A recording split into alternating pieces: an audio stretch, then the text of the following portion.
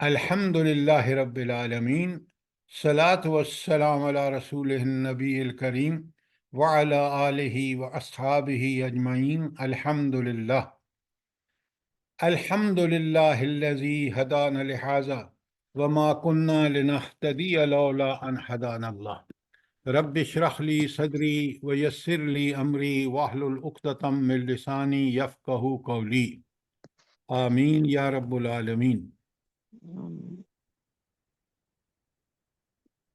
پہلے تو آج ہماری صرف دو آیتیں رہ گئی ہیں سورہ رعد کی، اور سورہ رعد توحید اور آخرت اور رسالت کے دلائل سے آپ نے اب تک سنا ہے، اور یہ کیونکہ نازل ہوئی ہے 1390 میں، ہجرت سے ذرا پہلے، تو اس وقت کے حالات کے پیش نظر ہم نے ٹائم ٹو ٹائم چیزیں ڈسکس بھی کی ہیں کہ صورتحال کو قرآن نے کھول کے بیان کیا ہے۔ تو اب سب سے پہلے تو آپ مجھے بتائیں کہ آیت 41 تک کوئی آپ کی کنفیوژن ہو، کوئی چیز کلیئر نہ ہوئی ہو، کوئی سوال ہو؟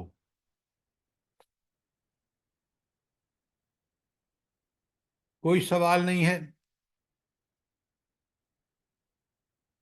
تو سر، ام الکتاب سے مراد یہاں پہ کیا لوح محفوظ ہے یا قرآن پاک؟ پہلے بات سنیے، لوح محفوظ میں تو بہت کچھ ہے۔ یہ ام الکتاب کا مطلب ہے کہ یہ وہ ساری کتابوں کی اصل کا مطلب کیا ہے کہ یہ ساری کتابیں جو نازل ہوئی ہیں، حضرت سب سے پہلے قرآن میں ذکر آتا ہے کہ حضرت ابراہیم علیہ السلام پر صحائف نازل ہوئے، پھر آپ سارے آگے دیکھتے جائیں، تورات، انجیل، زبور، یہ ساری جو ہیں اور دیگر صحائف جو قرآن میں نہیں بیان ہوئے لیکن اللہ تعالیٰ نے عطا فرمایا اپنے انبیاء کو، یہ سارے اس ام الکتاب میں محفوظ ہیں۔ ام الکتاب وہ کتاب ہے جس سے میں یہ ساری کتابیں جو نازل اللہ تعالیٰ نے فرمائی ہیں ان کا ریکارڈ۔ بات کلیئر ہے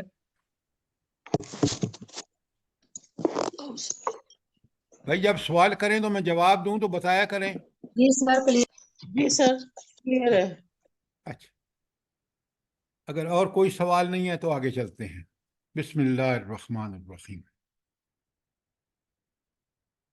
میں نے پہلے بھی آپ سے گزارش کی ہے کہ جب بھی کوئی خاص کر مکی صورتیں اختتام کو پہنچے نا تو بڑے اہم انسٹرکشنز ہوتی ہیں۔ اس وقت نبی کریم صلی اللہ علیہ وآلہ وسلم، صحابہ اور صحابیات کے لیے، اور قیامت تک کے آنے والے مومنین کے لیے۔ اب ذرا آیت 42 کو غور سے سنیں۔ بسم اللہ الرحمن الرحیم۔ وَقَدْ مَكَرَ الَّذِينَ مِن قَبْلِهِمْ، ان سے پہلے جو لوگ گزرے ہیں وہ بھی بڑی بڑی چالیں چل چکے ہیں۔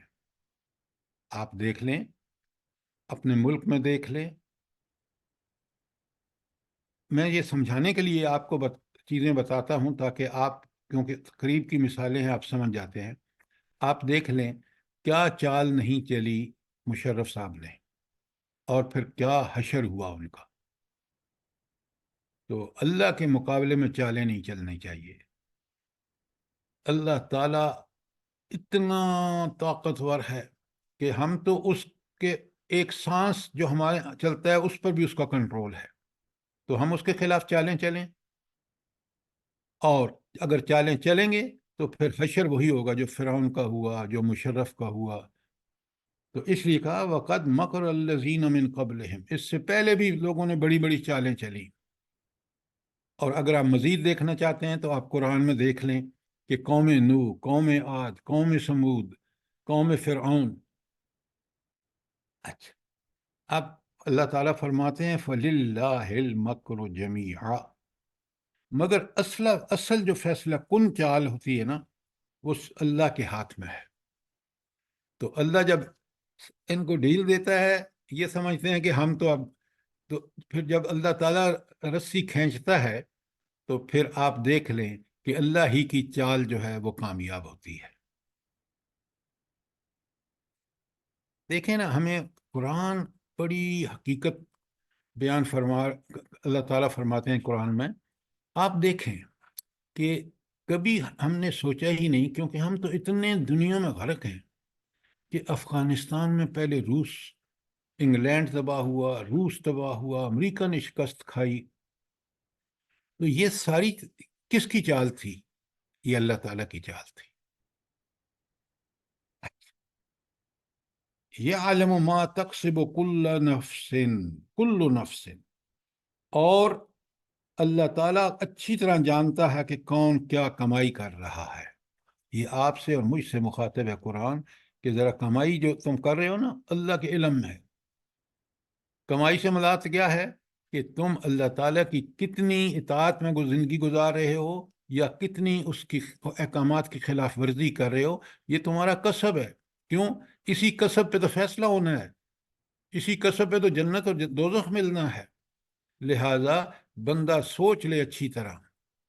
کتنی آخر میں آیت اس صورت کے رات کے آخر میں ہدایات آ رہی ہیں کہ چال اللہ کی فائنل کامیاب ہوتی ہے، تاریخ اس پر گواہ ہے. پہلی. دوسری بات کہ اللہ تعالیٰ آپ کے ہر عمل سے واقف ہے.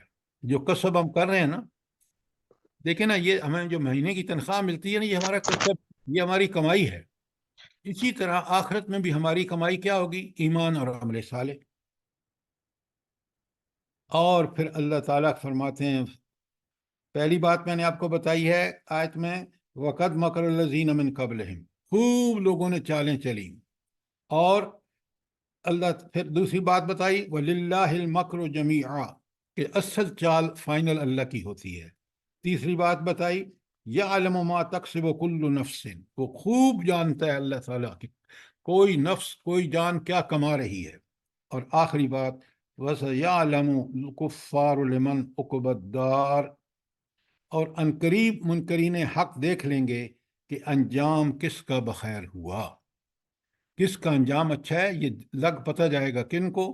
کافروں کو. اچھا، کافروں کو کیسے پتہ لگے گا؟ اللہ تعالیٰ کا سیعلم عنقریب، یعنی جلدی ان کو پتہ لگ جائے گا کہ کس کا انجام بخیر ہوا. تو بھلا یہ کس طرح بندے کو پتہ چلتا ہے جلدی؟ اللہ تعالیٰ جو فرما رہے ہیں، جب مریں گے تو پھر نہیں اتنی بات نہ کہیں نا.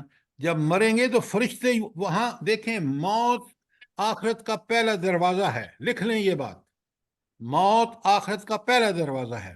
اور جب موت آئے گی، فرشتے آئیں گے، اسی وقت اس کو پتہ چل جائے گا. نیکوں کے فرشتے الگ آتے ہیں، یا آپ ڈسکشن آ رہی ہے انشاءاللہ، کیونکہ ہم اس کو آخرت کے مراحل کو جب پڑھیں گے. لیکن اب دیکھیں کہ رب العالمین کہہ رہے ہیں کہ ان کو بالکل پتہ لگ جائے گا. اب ہمیں پتہ ہونا چاہیے کہ یہ تو معاملہ شروع ہو جاتا ہے موت کے فوراً بعد. اللہ برزخ میں ہو آپ، دوبارہ زندہ کر کے محشر میں جائیں، وہاں مشکل سے پہنچے گا، محشر کے الگ مسائل ہوں گے. تو یہ ہے یہاں مفہوم، فَسَيَعْلَمُ الْكُفَّارَ لِمَنْ عُقْبَى الدَّارِ. آیت نمبر 42 میں کوئی سوال، کوئی چیز کلیئر نہ ہوئی ہو؟ سر پلیز اس جزاک کو ایک اللہ۔ پھر تھوڑا سا کر دیں اسی آیت کو، یہ جو کون سی؟ اچھا دوبارہ سن لیں بڑے غور سے، میں جلدی سے بتا رہا ہوں. پہلے آیت کا پہلا حصہ جو ہے، وَقَدْ مَكَرَ الَّذِينَ مِن قَبْلِهِمْ، اس سے پہلے بھی جو لوگ گزر چکے ہیں انہوں نے بھی چالیں چلی. میں نے آپ کو جدید تاریخ کی مثال دی ہے اپنا مشرف سے. قدیم تاریخ میں آپ دیکھ لیں، بھرا پڑا ہے قرآن. سورہ آراف میں دیکھیں قوموں نے کس قدر انبیاء کے خلاف چالیں چلی، اور پھر اللہ نے مہلت دے کر جب ان کو پکڑا تو ان کو نیست و نابود کر دیا. یہ تھی ان کی چالیں، کن کی؟ کفار کی. اور اللہ کی ایک چال تو اللہ تعالیٰ کہتے ہیں فَلِلَّهِ الْمَكْرُ جَمِيعًا، ساری چالوں کا توڑ کس کے پاس ہے؟ اللہ تعالیٰ کے پاس ہے. تو بندہ پھر کیا کرے بتائیں نا؟ یہاں ایک مومن کو جب یہ آیت پڑھے تو اس کو کیا کرنا چاہیے؟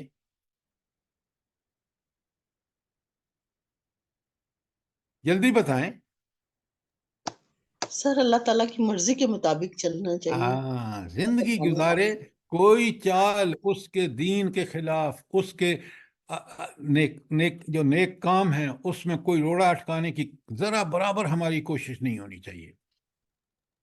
تو ہمیں سب سے پہلے یہاں آیت کے سورت کے آخر میں دیکھ رہے ہیں کہ بندے کو بتایا جا رہا ہے تو اللہ کا غلام ہے، تو اللہ کا عبد ہے، اللہ تیرا خالق، مالک، رازق، حاکم ہے، تو اس کے قبضے قدرت میں ہے، ہر حرکت دیکھ رہا ہے، اس لیے تو بندہ بن جا، اللہ کا بندہ بن جا، شیطان کا نہ بن۔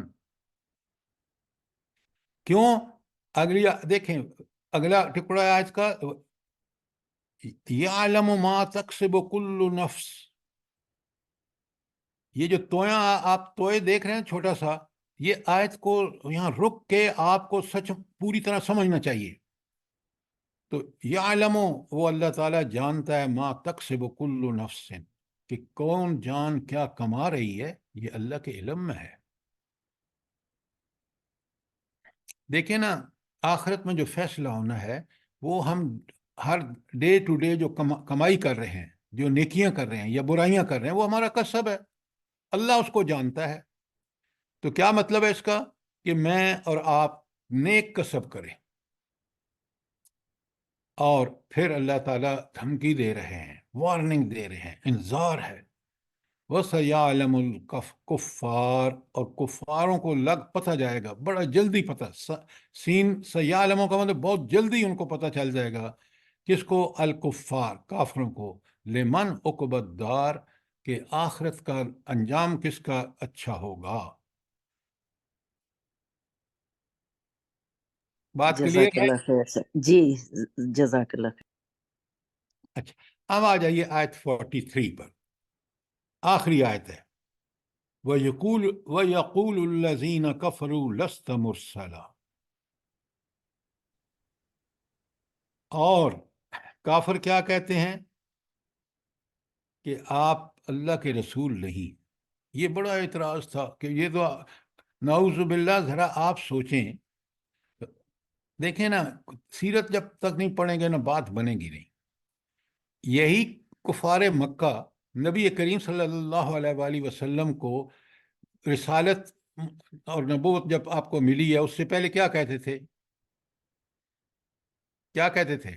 امین، صادق صادق اور امین ہیں۔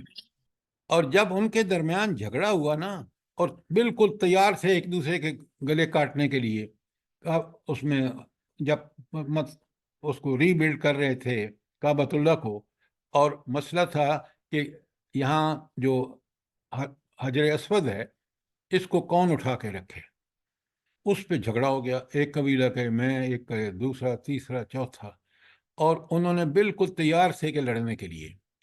تو ایک آدمی نے پروپوزل دی کہ بھائی ایک کام کرو، کل جو اس اس کا دروازہ تھا بیت اللہ کا، کوئی اس میں سے جو بندہ پہلے آئے اس کو منصف مان لو۔ تو اس پہ انہوں نے ایگری کر لیا۔ جب ایگری کر لیا تو اگلے دن جو وقت انہوں نے طے کیا تھا، اس میں سامنے اس دروازے سے کون داخل ہوئے؟ حضور نبی کریم صلی اللہ علیہ وآلہ وسلم۔ اور سب نے کہا کہ اب ٹھیک فیصلہ ہوگا، اتنا اعتماد تھا ان کو، اور سب خوشی کے مارے۔ اور حضور نبی کریم صلی اللہ علیہ وآلہ وسلم نے اتنا دانشمندانہ فیصلہ کیا کہ سب راضی ہو گئے۔ آپ صلی اللہ علیہ وسلم نے فرمایا کہ اس کو حجر اسود کو چادر میں رکھو، اور ہر قبیلے کا ایک آدمی آ جائے، فیصلہ کر لو، اور ہم سب مل کے جب وہ اس کے برابر لے گئے جہاں رکھنا تھا، تو حضور نبی کریم صلی اللہ علیہ وسلم نے اپنے ہاتھ سے اٹھا کے رکھ دیا، اتنے خوش کہ ہم تو اتنے بڑے قتال ہونے سے بچ گئے۔ تو اس نبی کو پھر کیا کہتے ہیں؟ لست مرسلا۔ اللہ کے اس صادق اور امین نے کہا کہ جب میں رسول ہوں، تو وہ کہتے ہیں نہیں نہیں نہیں نہیں، تم اللہ کے بھیجے ہوئے نہیں ہو، نعوذ باللہ، نعوذ باللہ۔ اچھا، یہ بات آپ کو سمجھ آ گئی؟ اب اگلا دیکھیں، کل کفا باللہ شہیدم بینی و بینکم، اے اللہ کے رسول ان کو بتاؤ کہ میرا رب جو ہے وہ گواہ ہے تمہارے اور میرے درمیان، اس کی گواہی کافی ہے۔ یہ کس کا جواب ہے بولا؟ کس بات کا جواب ہے؟ اللہ تعالیٰ کہ نبی پاک کہ آپ صلی اللہ علیہ وسلم اللہ تعالیٰ کے رسول ہیں، اللہ تعالیٰ جواب دے رہے ہیں نبی پاک صلی اللہ علیہ وسلم کے ذریعے. ہاں، گواہی کون دے رہا ہے؟ خود رب دے رہا ہے. ذرا کو غور فرمائیں.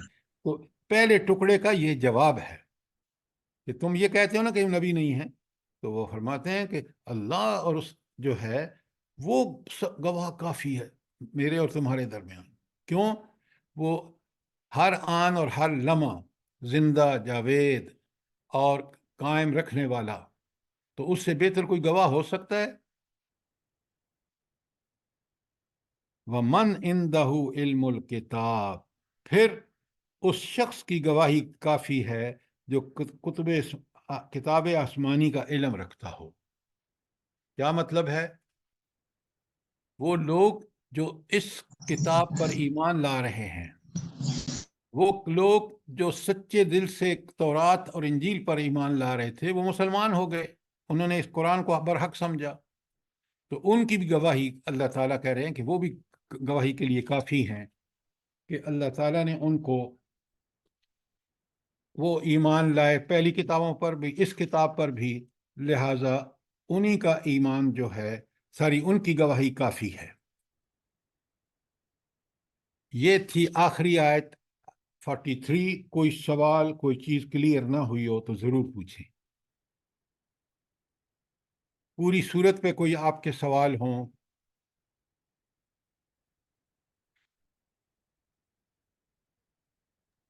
سر اس سر کو جی تھوڑا سا واضح اس جی میں نا لکل اجل کتاب، اس کو ذرا سا کھول دیں سر. اچھا، لکل اجل کتاب، ہر جو ہے نا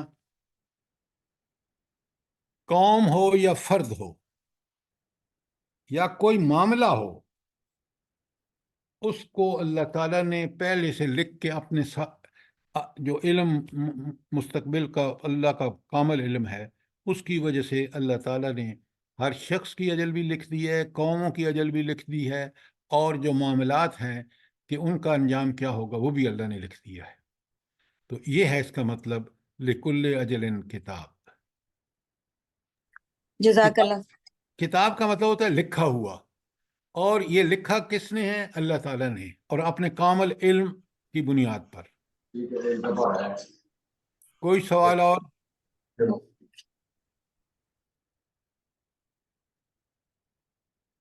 اگر کوئی اور سوال نہیں ہے تو آج ہم انٹروڈیوس کرتے ہیں. آپ سب کو مل چکا ہے ہینڈ آؤٹ کہ آخرت کے مراحل. میں نے کل بھی آپ سے کہا تھا جس کسی کو نہیں ملا وہ مجھے اپنا نمبر سے میسج کر دے، ہم اس نمبر پہ بھیج دیں گے.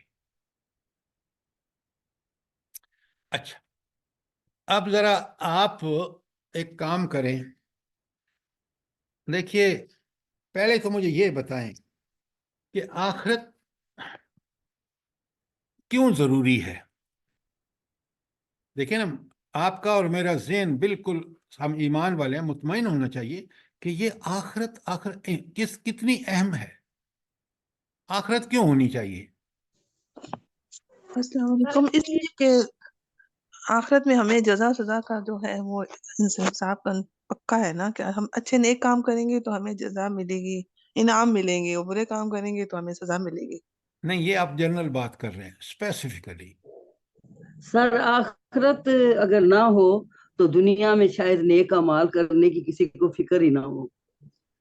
یہ بات سر بھی اللہ تعالیٰ کی منصفی کا تقاضا ہے کہ آخرت قائم ہو، ان کے انسان. سر جی جیسے امتحان کے بعد رزلٹ ہوتا ہے. اچھا، اصل میں بات یہ ہے کہ اللہ تعالیٰ خود فرماتے ہیں خلق الموت والحیات لیبلوکم ایکم احسن عملا. آپ میں سے جو روز پڑھتے ہیں نا سورہ ملک، اس کی یہ آیت ہے. تو آخرت کیوں ضروری ہے؟ جب ایک دیکھیں نا، یہ آپ سب صاحب ایمان، اللہ تعالیٰ نے آپ کو ایمان کی صفت سے نوازا ہے اور آپ اس کی ایک توجیہ کر رہے ہیں. ہمیں ایک لاجیکل توجیہ چاہیے،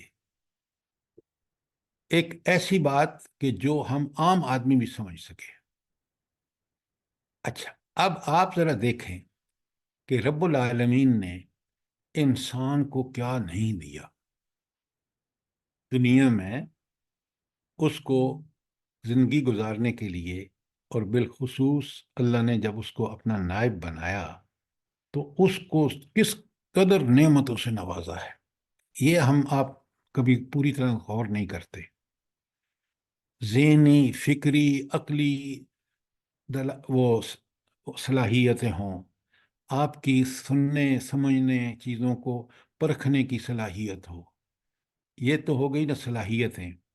اس کے علاوہ جس قدر اللہ تعالیٰ نے ہمیں دیگر اسباب سے نوازا ہے، ٹائم، زندگی، صحت، ایک ایک آپ گن نہیں سکتے۔ کیوں؟ خود اللہ تعالیٰ فرماتے ہیں وَإِن تَعُدُّوا نِعْمَتَ اللَّهِ لَا تُحْصُوهَا۔ دیکھیں نا یہ جسم، اس کے فنکشن، کیا کچھ، بندہ حیران۔ اپنی پیدائش پہ ذرا غور کریں، ہمارا نام و نشان نہیں تھا، اللہ نے ہمیں پیدا فرما کر پھر ہم اس مراحل سے گزارا کہ ہم آج ساری چیزوں کو سمجھ رہے ہیں۔ تو جس اللہ نے ہمیں پیدا کیا، اس کی علم اور حکمت کا آپ اندازہ کر سکتے ہیں؟ نہیں کر سکتے۔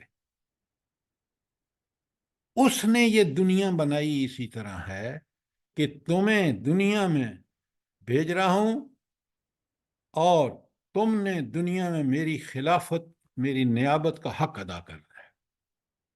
اس نیابت اور خلافت کے حق کو ادا کرنے کے لیے جتنے وسائل، اسباب، صلاحیتیں تھیں، وہ اللہ تعالیٰ نے بھرپور دے دی ہمیں۔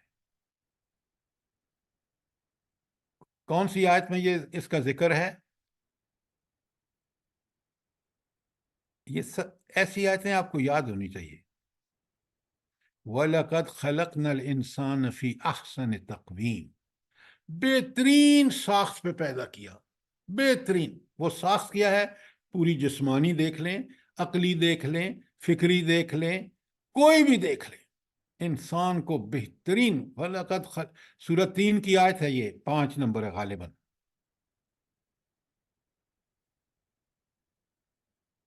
اب صرف یہی نہیں کہ اللہ تعالیٰ نے اس نیابت کا حق ادا کرنے کے لیے سب صلاحیتیں، اسباب، سب کچھ دے دیا، پھر فطرت بھی ایسی بنائی۔ کیسی فطرت بنائی؟ کہ ہمیں نیکی پسند ہے اور برائی سے ہمیں نفرت ہے۔ فَأَلْهَمَهَا فُجُورَهَا وَتَقْوَاهَا، اللہ تعالیٰ نے اس کو بالکل پہچان دے دی، نیکی کیا ہے اور برائی کیا ہے۔ اور نیکی کر کے وہ خوش ہوتا ہے، اور برائی کر کے اس کا خود ضمیر اس کو ملامت کرتا ہے۔ اور اسی ضمیر کو اللہ تعالیٰ کیا کہتے ہیں جو ملامت کرتا ہے؟ نفس لوامہ، اس کے اندر رکھ دیا۔ اچھا، اب آپ دیکھیں کہ اب ان ساری احسانوں کا اللہ تعالیٰ نے کہا کہ بدلہ تم میری نیابت کب کر سکو گے، تم خلافت کا فریضہ کب انجام دے سکو گے، کب انسان دے سکتا ہے، بتائیں مجھے۔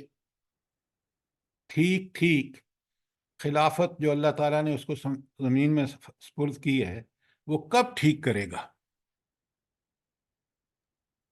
جب اللہ کے حکم پہ جب انسان قرآن و سنت پہ چلے، یہ جب اس آپ کا جب اس جی کا ایمان جب اس کا ایمان پکا اور سچا ہوگا اور آخرت پہ اس کا یقین ہوگا۔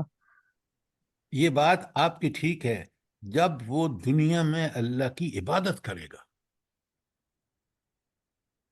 اللہ تعالیٰ خود کہتے ہیں وَمَا خَلَقْتُ الْجِنَّ وَالْإِنسَ إِلَّا لِيَعْبُدُونَ۔ تو خلافت اور نیابت ہے ہی اس کی عبادت، کہ دنیا کی زندگی میں اسی کے حکم پر چلے۔ جو کام اس نے، خلیفہ کا کام کیا ہے؟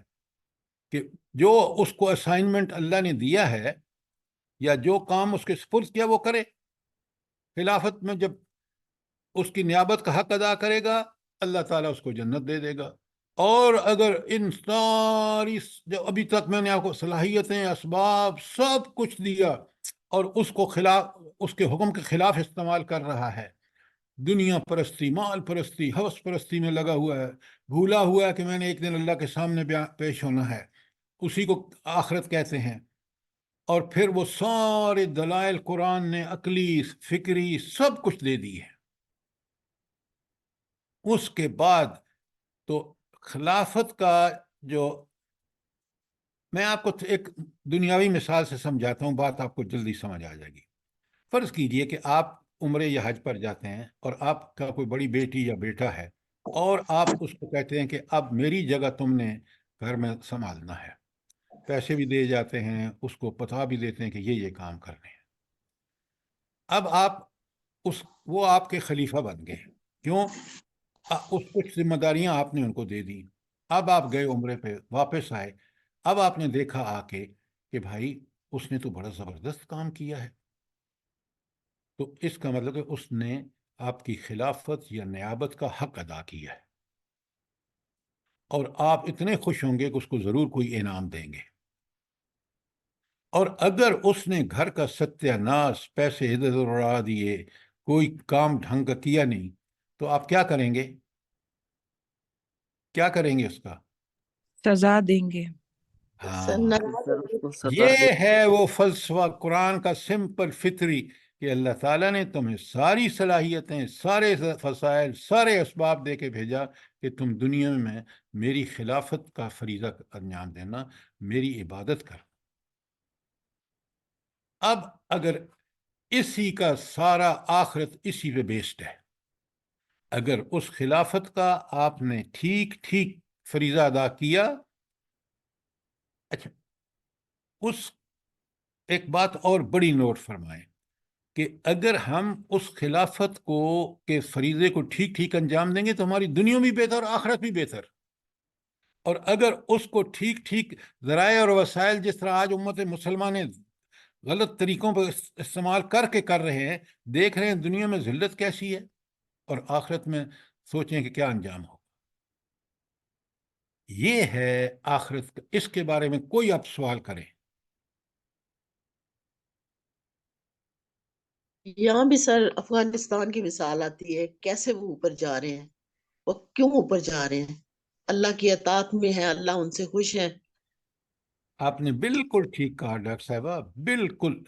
اور ہم اللہ کی نافرمانی کر کے، اور اتنے اللہ نے وسائل، ذرائع اس کے مقابلے میں ہمیں زیادہ دیے ہیں، نیوکلیر پاور ہم ہیں، لیکن دیکھ لیں ہو کیا رہا۔ ذلیل ہو رہے ہیں بس نافرمانیوں کی وجہ سے۔ تو اگر آپ نیابت کا حق ادا کریں گے نا، خلافت کا جو اللہ نے آپ کو دنیا میں بھیجا ہے، پھر وہ حق ادا کر رہے ہیں۔ انہوں نے 20 سال جہاد و قتال کیا ہے، کس کے خلاف؟ پہلے روس کے خلاف، پھر امریکہ کے خلاف۔ بالکل آپ نے ٹھیک کہا۔ تو بات یہ ہے کہ پہلے ہمیں اس بات کا یقین ہو۔ اب ہم آئیں گے اس پر کہ دنیا میں جو ہے، اس دنیا کی حقیقت کیا ہے۔ سب سے بڑی غلطی کیا ہوتی ہے کہ آپ دنیا میں تو آئے ہیں آپ امتحان کے لیے، دنیا میں آپ آئے ہیں، اللہ نے کچھ آپ کو سارے وسائل دے کے آپ کو خلافت کے مقام پر کھڑا کیا، اور آپ اس کو چھوڑ کے شیطان کے پیچھے چلنے لگ گئے۔ تو سب سے بڑی غلطی جو ہوئی ہے نا، آخرت پر یقین اور آخرت پر، وہ ہوئی ہے دنیا پرستی کی وجہ سے۔ آخرت کو اس لیے بھولا ہے انسان کہ وہ دنیا میں غرق ہو گیا، مال، اولاد، پیسہ، کوٹھیاں، مربع وغیرہ وغیرہ۔ آپ ان کو حاصل کریں، کوئی اللہ نے اس پہ، لیکن شرط ایک کے ساتھ، بہت بڑی شرط ہے کہ حلال طریقوں سے اس کو حاصل کریں۔ جب مل جائے تو اس کے اندر اللہ کے جو حقوق، جو عبادت آپ کو تقاضا کرتی ہے، زکوٰۃ، خیرات، صدقات وغیرہ وغیرہ، وہ سارے دیں، اور اس کو پاک طریقے سے حاصل کریں، پاک رکھیں اس کو۔ دیکھیں نا، حضرت عثمان رضی اللہ تعالیٰ عنہ کے پاس بڑی دولت تھی، اور دیکھیں انہوں نے جب لا کے ڈھیر لگایا نا غزوہ تبوک پر، جو مسلمانوں کو نبی کریم صلی اللہ علیہ وسلم نے اس کی اپیل کی، تو سب سے بڑا ڈھیر ان کا تھا، اور حضرت ابو بکر صدیق نے کیا کیا کہ وہ سارے گھر کا سامان جھاڑو لے کے لے آئے. یہ ہے وہ چیز جو اللہ کو پسند ہے کہ بندہ حق ادا کر دے، حتیٰ کہ جب موقع آئے تو جان بھی اللہ کے راستے میں قربان کر دے. اور اس کا جو انعام ہے، اس انعام کو دیکھیں. حضور نبی کریم صلی اللہ علیہ وسلم جیسی ہستی کہتی ہے کہ اللہ میں زندہ ہوں پھر شہید ہوں، زندہ ہوں پھر شہید ہوں. تو یہ دنیا جو ہے یہ اصل میں آخرت کے لیے بنائی گئی ہے. آخرت کمانے اور آخرت میں جنت بھی مل سکتی ہے اور دوزخ بھی، اور یہ انسان کے اپنے اختیار پر اللہ نے چھوڑ دیا ہے. اللہ تعالیٰ نے کوئی کسر نہیں چھوڑی بندے کی رہنمائی کے لیے. فطرت اس کی ٹھیک بنائی، اس کو سارے ذرائع اور وسائل دے دیے، اس کو انبیاء بھیجے، اس کے لیے کتابیں نازل کیں، اور پھر اس سے کہا کہ اب یہ سب کچھ میں نے جو تمہیں ضرورت تھا دے دیا. لیکن اس کے بعد سب کچھ دینے کے بعد اختیار بندے کے پاس ہے کہ وہ بندہ اللہ کا بندہ بنتا ہے یا شیطان کا. اس کا اختیار اللہ نے اس کو دے دیا. اور پھر ابھی آپ نے پڑھا کہ یہ جو لوگ یہاں اللہ کے حکم کے خلاف کریں، تو ابھی آپ نے پڑھا سیعلم کفار، کہ کافروں کو لگ پتہ جائے گا کہ انجام کس کا اچھا ہے. تو آخرت کا اچھا ایک کام کرے نا، آپ کا ہوم ورک یہ ہے کہ آپ کے قرآن میں پہلے جو 5 آیات ہیں لکھ لیں تاکہ پھر آپ ان کو دیکھ لیں. پہلی جو 5 آیات ہیں سورہ بقرہ، سورہ نمل اور سورہ لقمان، تینوں صورتوں میں جو پہلی 5 آیات ہیں آپ دیکھ لیں. وہاں بھی اللہ تعالیٰ بتاتے ہیں کہ یہ قرآن ہدایت ہے. لیکن ہدایت کن کے لیے ہے؟ ان شرائط میں سب سے ایک اہم شرط یہ ہے کہ وبالآخرۃ ہم یوقنون. یہ 5 جو آیتیں میں نے آپ کو بتائی ہیں صورتیں، 5 میں وبالآخرۃ ہم یوقنون ایک شرط ہے کہ آخرت پر کیا کرتے ہیں. سر جی سورہ نحل یا سورہ نمل؟ 27 نمبر سورہ نمل ہے. جزاک لیکن آپ نے اس کو ضرور دیکھنا ہے.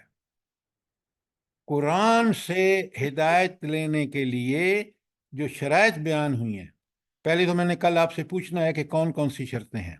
ان میں ایک اہم شرط یہ ہے کہ وہ بالآخرۃ ہم یوقنون، کہ آخرت پر یقین رکھتے ہیں. تو قرآن سے بھی ہدایت کے لیے اہم ترین شرط جو ہے وہ آخرت کا یقین ہے. اور اس یقین کا مطلب کیا ہوتا ہے؟ پہلے اس کو سمجھیں اچھی طرح. یقین، اللہ پر یقین کیا ہے؟ کہ بس خالق، مالک اور رازق اور حاکم وہ ہے، اور اس کے حکم کی مجھے تعمیل کرنا میرا نصب العین ہے. آخرت کا یقین یہ ہے کہ آپ ہر کام کرتے وقت آخرت کو پیش نظر رکھیں. میں آپ کو نبی کریم صلی اللہ علیہ وآلہ وسلم کے کچھ فرامین احادیث سناتا ہوں، ذرا غور سے سنیں اور پھر آپ دیکھیں کہ حضور نبی کریم صلی اللہ علیہ وآلہ وسلم نے کس طرح ہمیں یہ بات یقین کے ساتھ بتائی کہ یہ آخرت. اللہ کے نبی کریم صلی اللہ علیہ وسلم فرماتے ہیں، بڑے غور سے سنیے.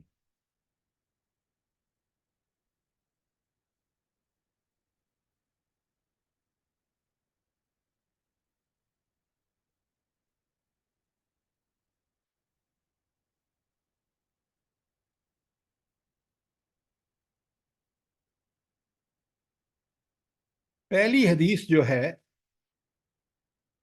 اس میں اللہ تعالیٰ فرماتے ہیں کہ اصل میں حدیث یاد رکھیں، بات کس کی ہے؟ اللہ تعالیٰ کی، لیکن یعنی وہی ہے، اور الفاظ اس میں کس کے ہیں؟ نبی کریم صلی اللہ علیہ وسلم کے۔ تو اللہ تعالیٰ فرماتے ہیں کہ عقل مند وہ ہے جو آخرت کو پیش نظر رکھ کے زندگی گزارے۔ کیا مطلب ہے؟ کہ ہر کام کرتے وقت آخرت اس کے پیش نظر رہے کہ یہ کام میں جو کر رہا ہوں یہ آخرت میں مجھے فائدہ دے گا یا نقصان دے گا۔ اس چیز کو سمجھ کر پھر اس پر عمل کرے کہ نیکی کا کرے اور برائی کو چھوڑ دے، یہ ہے اللہ کے نزدیک عقل مند۔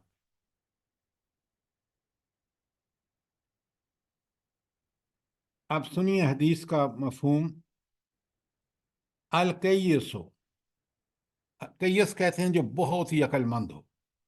من دان نفسہ،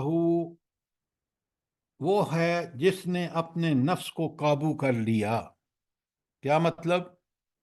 کہ نفس قابو میں ہے تو اللہ کا تابعدار بن جائے گا، نفس بے قابو ہے تو خواہشات کے پیچھے چل کے جہنم میں چلا جائے گا۔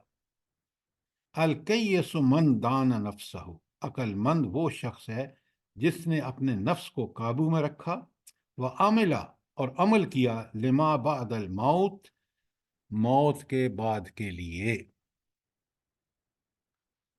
ایک اور حدیث ہے کہ 3 چیزیں بندے کے ساتھ جاتی ہیں جب قبر میں اس کو دفنانے جاتے ہیں نا۔ ایک اس کا گھر والے ہوتے ہیں، دوسرا اس کا مال ہوتا ہے، اور تیسرا اس کا ایمان اور عمل صالح۔ پہلے دونوں واپس آ جاتے ہیں، گھر والے بھی دفنا کے آ جاتے ہیں، مال اور سب کچھ وہ یہیں چھوڑ کے چلا جاتا ہے، اور اس کے پاس ساتھ جو قبر میں رہتا ہے جس کا فائدہ اٹھاتا ہے وہ ایمان اور عمل صالح ہے۔ تو اس لیے کہا کہ اللہ تعالیٰ نے خود ارشاد فرمایا کہ وَعَمِلَ لِمَا بَعْدَ الْمَوْتِ، اور اس نے وہ عمل کیے اچھے جو موت کے بعد اس کے کام آئیں گے۔ وَالْعَاجِزُ مَنِ اتَّبَعَ نَفْسَهُ، اور نادان اور ناتوان، عاجز وہ ہے جس نے اپنی خواہشات کی پیروی کی۔ وَتَمَنَّى عَلَى اللَّهِ، اور اللہ پر جھوٹی امیدیں وابستہ کی۔ اللہ نے تو بتا دیا کہ بھائی اچھی امید سے ہوگی جب تم اچھا عمل کرو گے، تو آپ نے دیکھا کہ قرآن نے کتنا کلیئرلی بتا دیا کہ یہ آخرت اسی کے پیش نظر زندگی رکھ کے گزارے تو وہ سر جی پلیز دوبارہ بتائیں، ناتواں وہ ہے جس نے، ہاں، الکیس من دان نفسہ، عقل مند وہ ہے جس نے اپنے نفس کو قابو میں رکھا، وعمل لما بعد الموت، اور موت کے بعد کے لیے عمل کیا، والعاجز والعاجز، اور ناتوان اور نادان وہ ہے من اتبع نفسہ، جس نے اپنے خواہشات نفس کی پیروی کی۔ آگے لفظ بھی ہے ومن اتبع نفسہ ہواہا، جس نے اپنے نفس کی خواہشات کی پیروی کی، اور آخری بات وَتَمَنَّى عَلَى اللَّهِ، اور اللہ پر امیدیں بھی رکھی۔ تو گویا جو شخص یہ اللہ سے امیدیں رکھتا ہے اس عمل کے بعد وہ عقل مند ہے۔ آج آپ دیکھ لیں، پوری مسلمانوں کو دیکھ لیں، پوری دنیا میں اور بالخصوص پاکستان میں دیکھ لیں کس قدر ہم اس کے خلاف کر رہے ہیں۔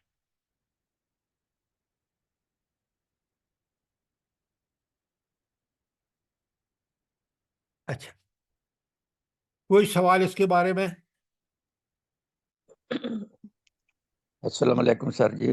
وعلیکم السلام ورحمۃ اللہ۔ جناب میں ایک سوال پوچھ سکتا ہوں؟ آپ 2 سوال پوچھیے۔ اچھا چلے، دوسرا بھی اسی کے ساتھ ریلیٹڈ ہے۔ یہ آخرت میں فرماتے ہیں نا کہ اعمال تولے جائیں گے، تو ان کا وزن اللہ تعالیٰ کیسے کریں گے؟ اس کی کوئی تھوڑی سی وضاحت فرما دیں۔ دوسرا یہ ہے کہ ہمیں کون سے ایسے اعمال کرنے چاہیے جو ہمارے وزن میں بھاری ہوں؟ ہم اعمال تو کر رہے ہوتے ہیں مگر ایسا ہو جو کہ ہمیں قیامت میں آخرت میں وزن میں بھاری ہوں، تو ہمیں وہ اعمال کرنے چاہیے۔ اس پہ آپ تھوڑی کو سی اگر بتا۔ پہلی بات، جی آپ نے اچھا سوال کیا۔ مجھے یہ بتائیں، یہ جو سلنڈر جس میں گیس ہوتی ہے یہ آپ کو وزن کے حساب سے ملتا ہے نا؟ جی جی بالکل جی۔ اچھا، غبارہ جو ہے اس کو بھی وزن کر سکتے ہیں آپ؟ وہ بارے کو بھی ہاں ہوا کرتے بھر ہیں کے، ہوا بھر جی کے جی کر سکتے ہیں. جی کر سکتے ہیں جی تو اگر میں اور آپ یہ کام کر سکتے ہیں تو اللہ رب العالمین جو عالم کل ہے وہ کیا جی اعمال کو وزن کرنے کا اس کا بہترین کرائیٹیریا نہیں ہوگا؟ بالکل ہوگا جی بالکل، کیوں نہیں، اللہ تعالیٰ تو مطلب اچھا، ہے کہ نہیں اب پہلے میری قدرت بات ہے سنیں. تو اس جی کا مطلب ہے کہ اعمال کا وزن ہوگا. اور قرآن میں 2 جگہ، کل میں اس آیت ساری کوٹ کروں گا آپ کے سامنے، 2 جگہ اللہ تعالیٰ فرماتے ہیں کہ جس کے اعمال کا نیک اعمال کا وزن بھاری ہوا ہاں اس کو من پسند زندگی ملے گی. بالکل وَأَمَّا مَنْ ثَقُلَتْ مَوَازِينُهُ فَهُوَ عِيشَةٌ رَاضِيَةٌ، من پسند زندگی. اور یہ من جی پسند زندگی کہاں کی ہے؟ جنت کی. ہر چیز ملے گی، ہر وافر، ہمیشہ کے لیے، کوئی خزاں نہیں، بہار ہی بہار ہے. جی وَأَمَّا مَنْ خَفَّتْ مَوَازِينُهُ، اور جس کا نیکیوں کا پلڑا ہلکا ہوا، فَأُمُّهُ حَاوِيَةٌ، تو اس کے لیے اس کا ٹھکانہ بھڑکتی ہوئی آگ جہنم کی ہے. یہ جی اللہ نے سب اصول بتا دیے ہیں. جی تو پہلا سوال آپ کا ٹھیک ہو گیا، اعمال کا وزن کیسے ہوگا؟ جی جی بالکل جی جی اچھا، دوسرا یہ جو آپ کا سوال ہے نا کہ ہم کون سے اعمال کریں جن میں اجر زیادہ ہے. جی بڑا اب ہمارا ایمان جس قدر اللہ اور اس کے احکامات پر ہوگا نا، جی جی مثلا سب سے اعلیٰ عمل ہے نماز، اقامت نماز. ٹھیک ہے جی قرآن میں بار بار ذکر آیا ہے. اس لیے یہ سب آپ لوگ اچھی طرح بات سمجھیں. جس شخص نے اپنے آپ کو اقامت نماز کا عادی بنا لیا نا، جی تو وہ دین اس کے لیے بہت آسان ہو گیا. دین کیا مطلب؟ کہ پھر باقی سارے اعمال جو ہیں وہ بڑی آسانی سے کر لے گا. اور اگر نماز چھوڑ دی تو پھر اضاعوا الصلاۃ واتبعوا شہوات، نماز چھوڑی، ضائع کی اور خواہشات کے پیچھے لگ گیا. کیوں؟ آپ دیکھ رہے ہیں آج ادھر اذان ہو رہی ہے، مسجد کے قریب سے گزر رہے ہیں، باڑے جا رہے ہیں، کہیں بازار میں، کہیں اپنے کاموں سے ادھر ادھر، اور اس کی کوئی پرواہ نہیں ہے کہ اللہ کی کال آ رہی ہے، حی علی الصلاۃ، حی علی الفلاح. تو پہلا عمل ہے وقت پر نماز اور اقامت نماز. ٹھیک ہے جی دوسرا جو کام ہے وہ ہے انفاق فی سبیل اللہ. جی نماز زکوٰۃ کا ساتھ ساتھ ذکر آیا ہے نا. جی اچھا، اس کے بعد آپ جو وقت کا تقاضا ہوتا ہے حق کہنے کا، جو جی شخص ظالم حکمران کے سامنے کلمہ حق کہے گا، اللہ تعالیٰ کو جی بڑا پسند ہے. اور جو شخص جان دے گا، جیسے پہلے افغانستان میں دیتے رہے اور اب غزہ میں ہو رہا ہے، یہ جی ٹاپ کے عمل ہے، جی شہادت سب سے. تو اس لیے یہ جو اعمال کون سے ہیں، کیا ہیں؟ 2 تو بنیادی ہیں، نماز جی اور انفاق فی سبیل اللہ. جی اور اس کے بعد جو آپ کے سامنے حالات ہیں اس میں آپ نے اگر وہ چوٹی کا کام کر لیا تو آپ کا یہ اعمال ٹاپ کے ہو گئے. بات کلیئر ہے؟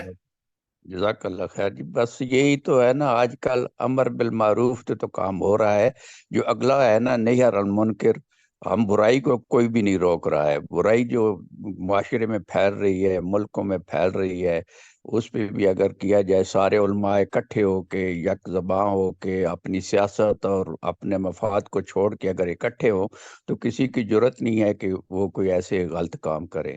تو ہم یہ نہی عن بات المنکر کو بھولے ہوئے ہیں. یہ بات آپ کی ٹھیک ہے، لیکن آپ پہلے بھی کچھ زیادتی کر رہے ہیں. امر بالمعروف کہاں کر رہے ہیں ہم؟ جو آپ کہہ رہے ہیں عمل بالمعروف، اگر عمل بالمعروف آپ بالکل ٹھیک کہہ رہے ہیں کہ نہی عن المنکر بالکل نہیں ہو رہا، لیکن امر بالمعروف کا بھی حق ادا نہیں ہو رہا. अच्छा, अब कोई और सवाल हो आपका? सर जी एक है ना कि जो पढ़ता है सुबहान अल्लाह व बिहम्दिही सुबहान अल्लाहिल अज़ीम, तो अमाल तोले जाएंगे, तो ये ऐसी कलाम है कि इसकी वजन में भारी भारी हो जाएंगे इंशाल्लाह। देखें, अस्सलाम वालेकुम कसरत सर। एक मिनट, आप बिल्कुल ठीक कह रहे हैं, लेकिन एक बात याद रखें, ये सिर्फ जबान से कहना और इसके मुताबिक अमल न होना, ये बड़ा जुर्म होगा। ये हमने सुन लिया है और हम उसके ज़ाहिरी मानी को लेके और जनाब खुश हैं कि हमने तो ये जिक्र पढ़ लिया और अमाल भारी हो गए। वो अमाल के पढ़ने में ये बड़ा वजनदार होगा। क्या मैंने उसके तकाजे पूरे किए हैं? नहीं, आप से मैं सवाल पूछ रहा हूँ, क्या हमने तकाजे पूरे किए हैं उसके? नहीं सर, सारे नहीं तकाजे पूरे कर सकते तो हम। फिर आप देखें, ये इन चीज़ों को इतना हल्का ना समझें। सूद खा रहा है, झूठ बोल रहा है, कारोबार में दो नंबरी कर रहा है और कहता है कि ये पढ़ूंगा ना तो मैं क़यामत के दिन पास हो जाऊंगा। और तू तो अल्लाह की खिलाफ वर्जी कर रहा है, अल्लाह के अहकामात नहीं को सर जी, याद नहीं रहा है। नहीं सर जी, अपने जी, क्या कहा आपने? अपनी जात के लिए पूछ रही हूँ। मैं तो अल्हम्दुलिल्लाह ऐसी कोई बात नहीं करूंगी। ओहो, मैं आपसे बात नहीं कर रहा, मैं खुद अपने आप को भी इस बात में शामिल समझ रहा हूं, और मैं आपको जो बात बता रहा हूं वो सब के लिए है, मेरे लिए है कि सिर्फ पढ़ना काफी नहीं है, उस पे अमल करना कमा हक का हूं। आप करते हैं तो आपको जज़ाकल्लाह, लेकिन हमें बात समझनी है। सस्ती जन्नत नहीं है। अल्लाह ताला खुद कहते हैं कि क्या तुमने ये समझ लिया कि यूं ही जन्नत में दाखिल हो जाओगे? हालांकि मैंने तो तुम्हारे कितनी जद्दोजहद की है उसका भी मैंने नहीं देखा। ये कल आयतें आएंगी आपके सामने।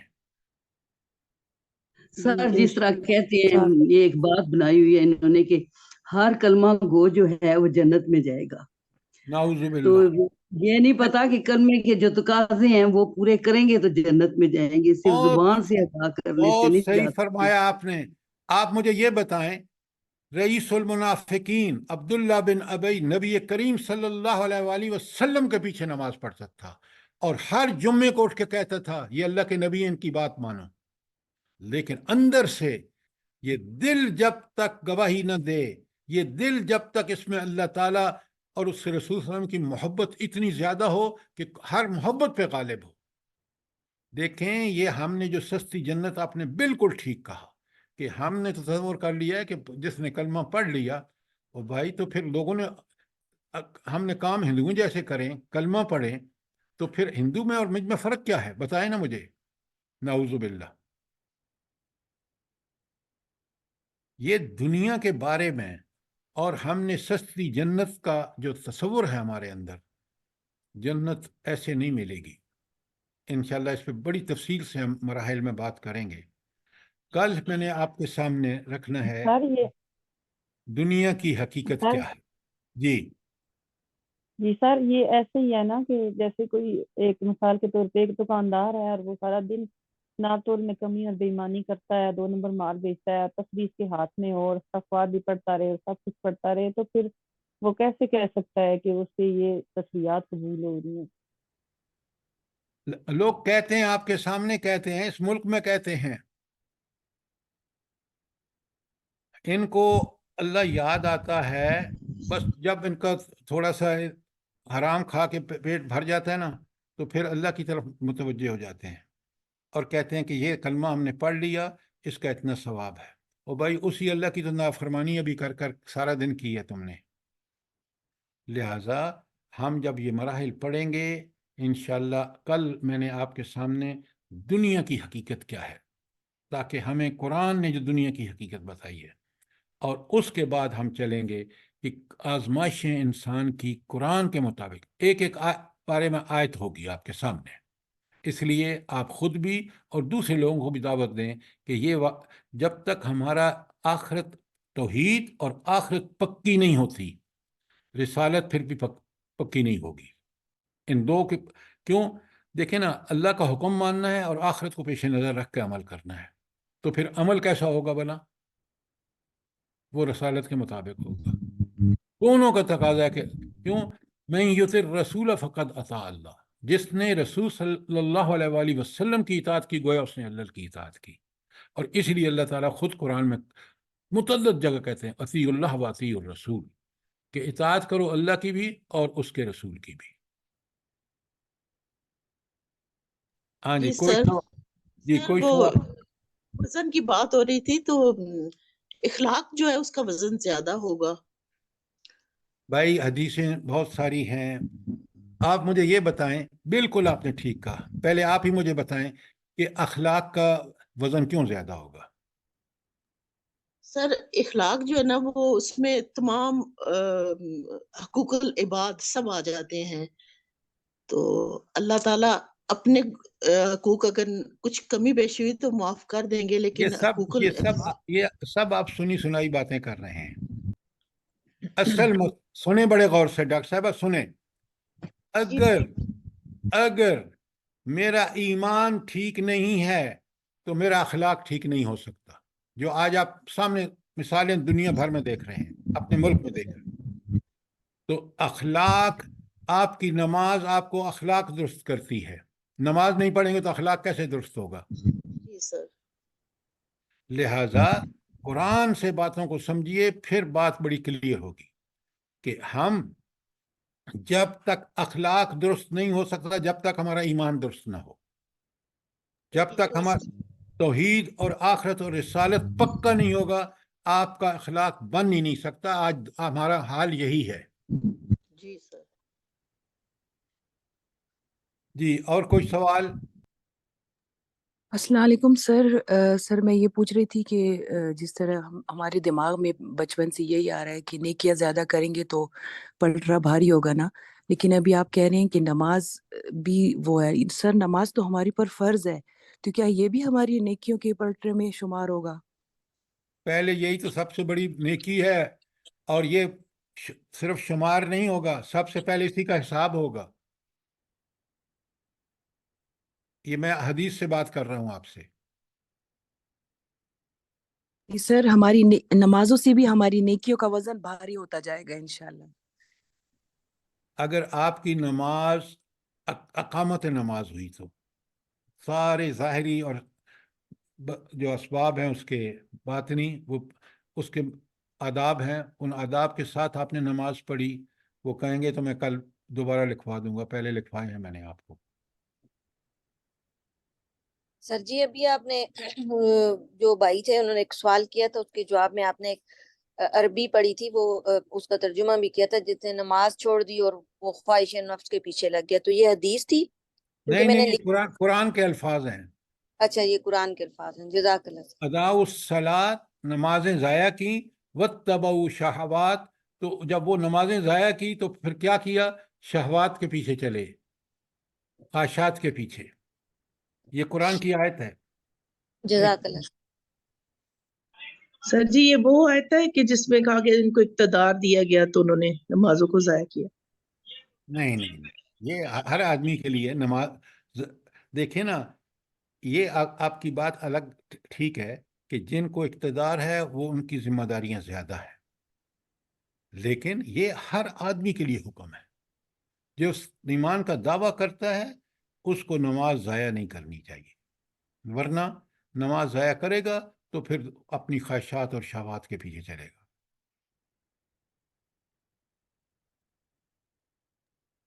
سر جی میری ایک درخواست ہے، میری بیٹی کی آج دعائے خیر ہے، تو آپ دعا فرمائیں کہ بہت ہی اچھے نیک لوگوں سے اللہ واسطہ دے اور دنیا میں اچھے معاملات ہوں.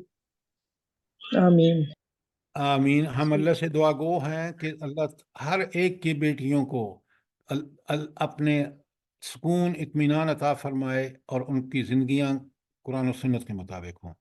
اور آمین. ہماری بہن کی بیٹی کو آمین ثم آمین. آپ سب لوگ دعا کریں کہ اللہ تعالیٰ ان کو بہترین آمین ثم آمین. کی عطا فرمائے، اور ان کو سکون اطمینان، ان کے والدین کو اور اس کو بھی ان کے لیے صدقہ جاریہ بنائے، اور اس کی ایک بہترین خاندگی زندگی. آمین.